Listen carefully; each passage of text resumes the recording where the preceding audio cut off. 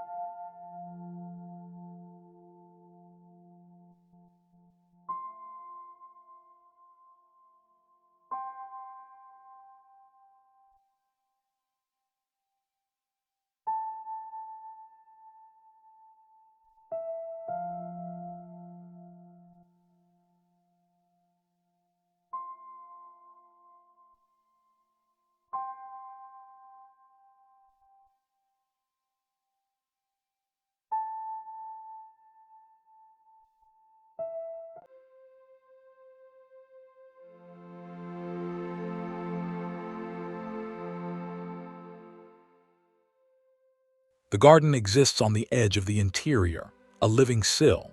The light comes from behind, turning each rounded leaf into a vessel of luminous green, veins tracing delicate maps against the brightness.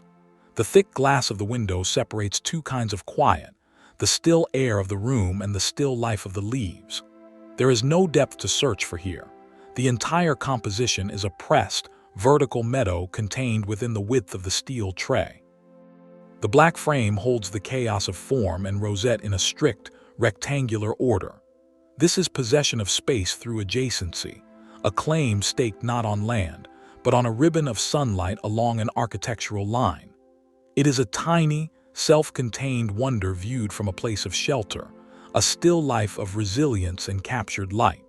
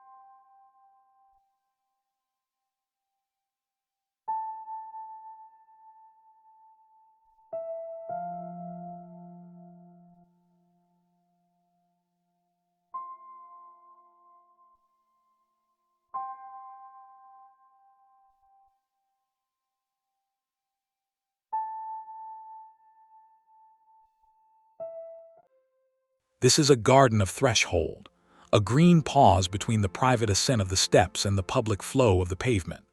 The iron railing is a porous boundary, doing little more than suggesting a separation. The plants thrive in the perpetual shade of the stoop, their leaves broad and cool, holding moisture in their folds. The composition is a study in layered greenery, a compressed slice of woodland forced into a geometric wedge of urban foundation. There is no lawn, no open space every inch is claimed by leaf and frond, creating a sense of abundant fullness within severe spatial limits. It feels discovered, a secret green nook offered to the passing glance, proving that an idea can be rooted in the leftover, in-between places where a home meets the ground.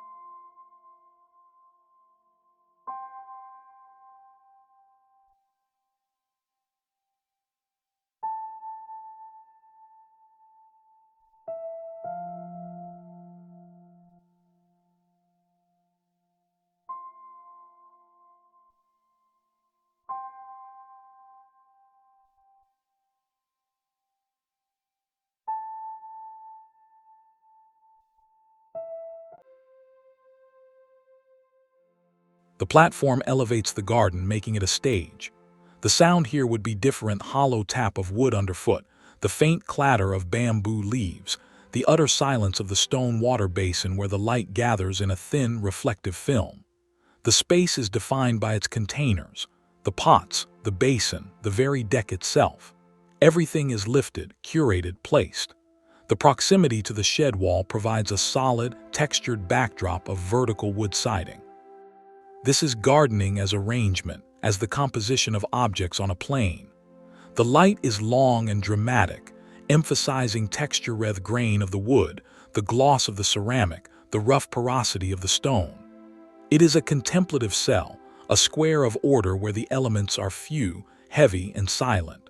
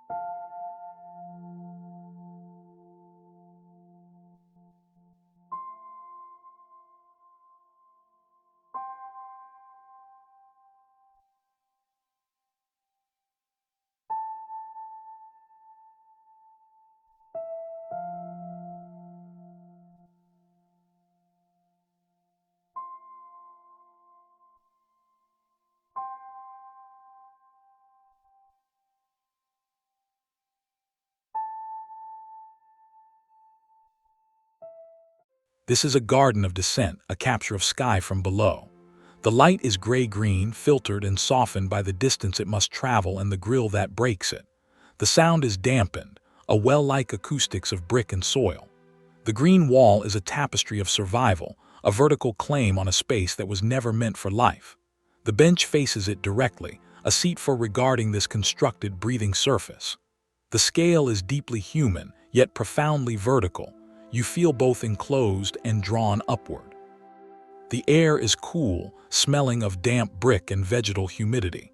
It is a private, underground reverie, a testament to the idea that a garden can be a wall, a surface, a facing that enclosure can be green and living.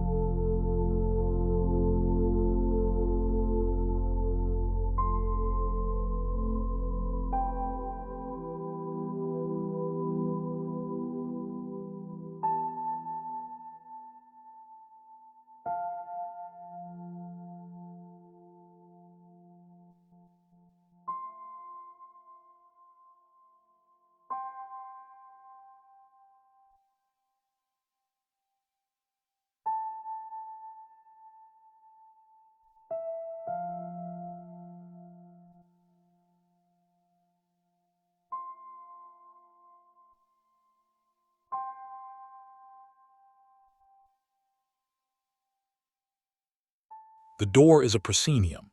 The interior is shadow, the exterior is a volume of captured light. The contrast is absolute, painting the courtyard as a destination of silence and brightness just steps away. The geometry is severe and calming. The square tiles, the circular urn, the cylindrical trunk, the rectangular door. Nothing softens the lines except the gray-green haze of the olive leaves. This space is a void, a deliberate emptiness at the heart of the home, meant not for passage but for pause and light. It is an idea of space as relief, as a breath held between walls. The quiet is architectural, the sound of sunlight heating stone. You observe from the cool dark, looking into a miniature, perfect world of order and stillness.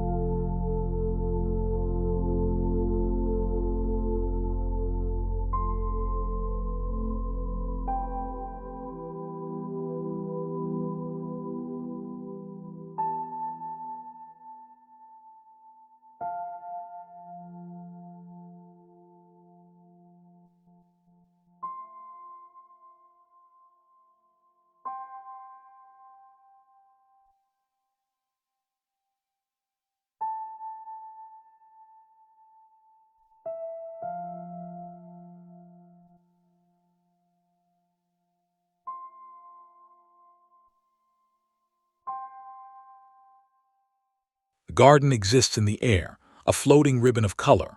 The perspective is tight, the railing and the wall of the building creating a channel that is entirely filled with the spill and tangle of blooms. The sky is a bright blur beyond. This is confinement embraced, a celebration of the horizontal line. The furniture is secondary, almost an afterthought, swallowed by the vitality of the planting. The space feels like an embrace, a soft, floral enclosure that filters the light and air entering the home behind it. It is privacy made of petals and stems, a kinetic stillness where the only implied movement is the slow growth towards the sun. The wonder is in the abundance forced upon a linear foot of space.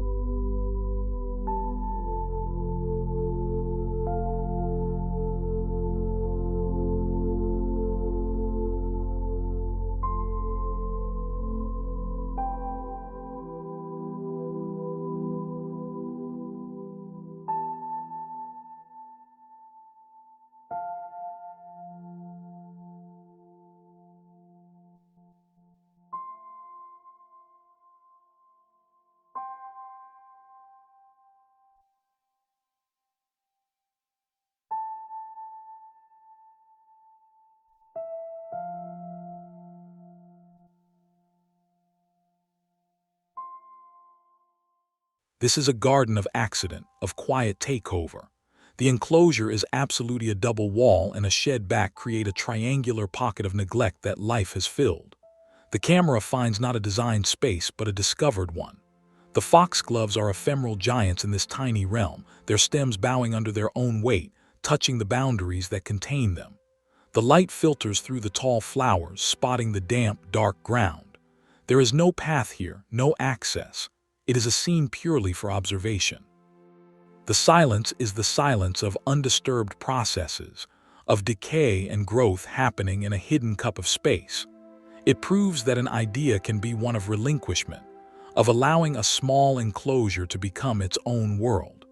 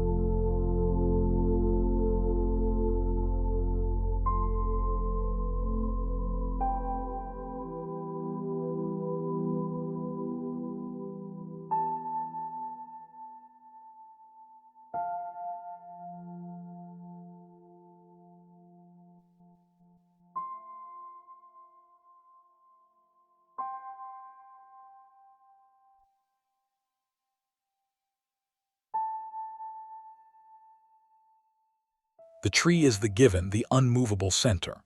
The garden is arranged in deference to it, a circular clearing under its dominion. The light is green and muted, filtered through a high ceiling of leaves.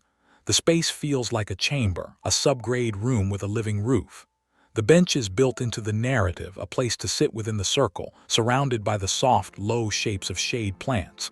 The scale is protective, womb-like. The sound is absorbed by the moss and the leaf litter, a dense, quiet hum. This is not a garden of cultivation against nature, but of collaboration with a single, dominant piece of existing life. The wonder is in the acceptance of limits tree's girth, its shade and the creation of a still, furnished room beneath it.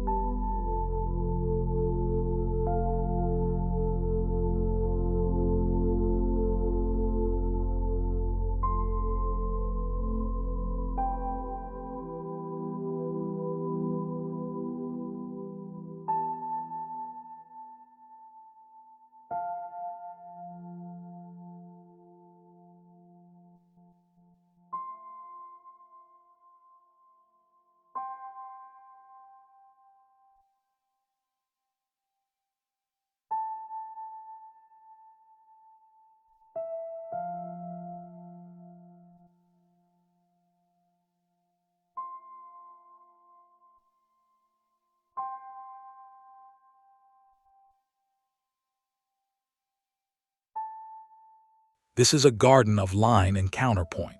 The hard, utilitarian plane of the driveway meets the soft, whispering verticals of the grasses. The space is fundamentally a border, a buffer, yet it has been given an identity of its own. The compressed perspective makes the strip feel like a deep, textured field, an illusion of space created by repetition and rhythm. The light catches the seed heads, turning them to sparks against the darker fence. The movement is minimal, a slow, collective sigh. It is an idea of margin, of turning a necessary separation into a moment of beauty and softness, proving that a garden can be a narrow, linear thought alongside the pragmatic.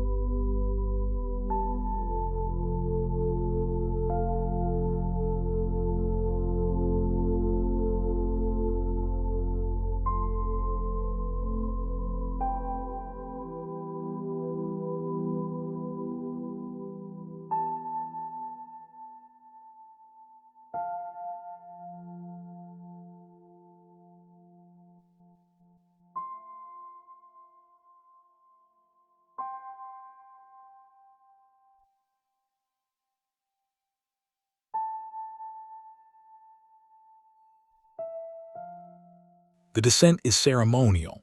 The step down marks a transition into a different realm of quiet and reflection. The color palette is monochromatic, severe, blacks, grays, deep purples.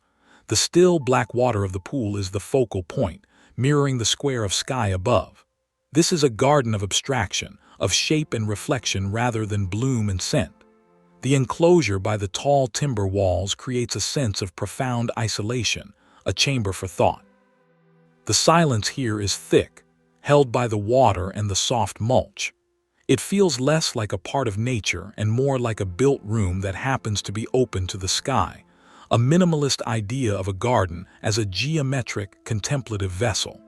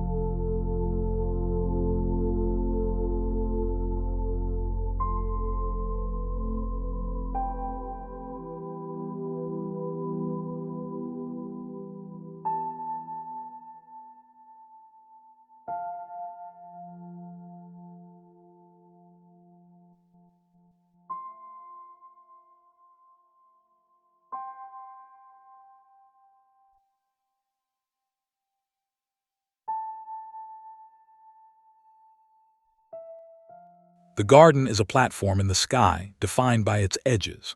The turf is an impossible perpetual green, a soft ground for a place with no earth. The pines are bent and shaped by the persistent winds, becoming living sculptures that echo the horizontal lines of the cityscape beyond. The bench faces inward, away from the view, focusing attention on the contained, curated microcosm. The scale is utterly human, a small deck of green floating above the urban expanse. The sound is the constant, low rush of wind muted by the plants and the turf. It is an idea of escape within possession, a private, elevated square where the wonder is in the creation of a grounded, enclosed feeling high above the ground.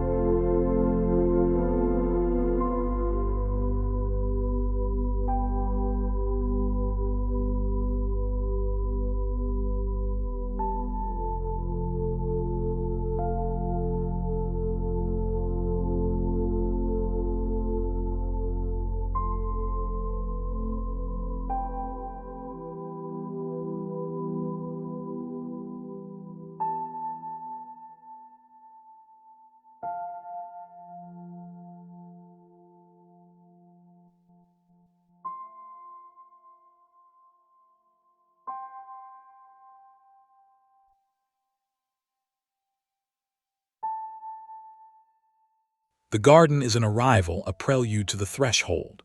The recess creates a pocket of shadow and calm before the door.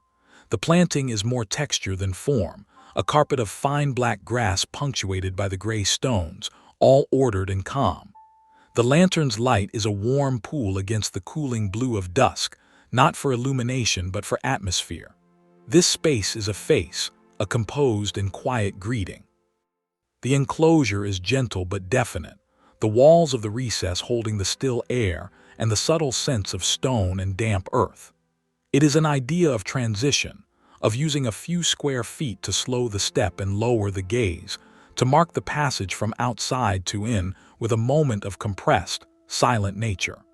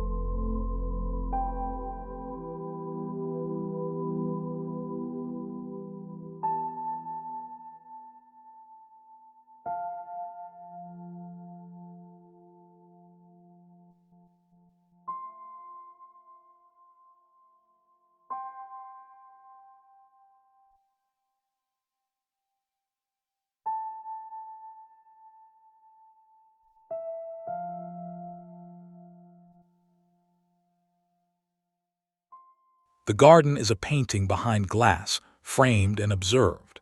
The barrier of the window is central, its raindrops blurring and refracting the green world beyond, while the dark interior of the room superimposes a ghostly reflection of furniture and stillness. The birdbath stands empty, a stone basin holding a little sky. This is the garden as a captured view, a living picture that changes with the light and weather. The proximity is immediate yet untouchable, making the space feel even more like a composed scene, a deliberate part of the home's atmosphere. The quiet is the quiet of watching rain dry on glass.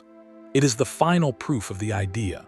A garden can be a visual anchor, a small, enclosed wonder that exists to be seen from a place of shelter, completing the home with a breath of green, silent life.